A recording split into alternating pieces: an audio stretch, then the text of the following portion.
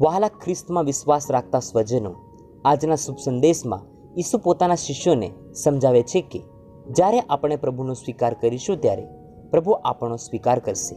જ્યારે આપણે પ્રભુનો બીજાઓની સમક્ષ સ્વીકાર કરીશું ત્યારે પ્રભુ પોતાના પિતાની સમક્ષ આપણો સ્વીકાર કરશે.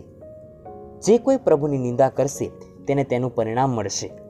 માટે પ્રભુ વિરુદ્ધ નિંદા કરવું એટલે અંધકારનો માર્ગ પસંદ કરવો, જ્યાં આપણને બચાવનાર કોઈ હોતું નથી.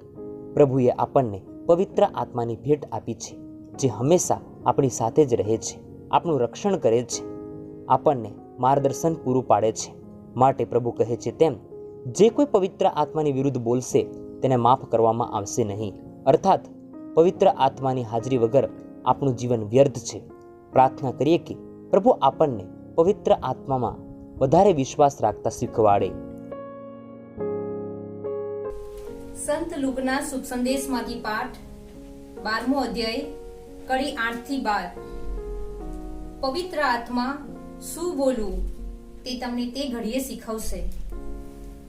ઈસુએ પોતાના શિષ્યોને કહ્યું, હું તમને કહું છું કે જે કોઈ લોકો આગળ મારો સ્વીકાર કરશે તેનો માનવ પુત્ર પણ દેવદૂતો સમક્ષ સ્વીકાર કરશે. પણ જે કોઈ લોકો સમક્ષ મારો ઇનકાર કરશે તેનો દેવદૂતો સમક્ષ ઇનકાર કરવામાં આવશે.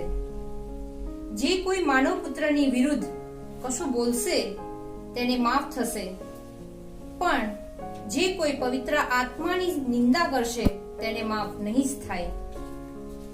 જ્યારે એ લોકો તમને સભાગૃહો કે અમલદારો કે સત્તાવાળાઓની સમક્ષ રજૂ કરે ત્યારે શી રીતે અને શો બચાવ કરવો અથવા તો તમારે શું કહેવું એની ચિંતા કરશો નહીં, કારણ પવિત્ર આત્મા શું બોલવું તમને તે ઘડીએ શીખવશે.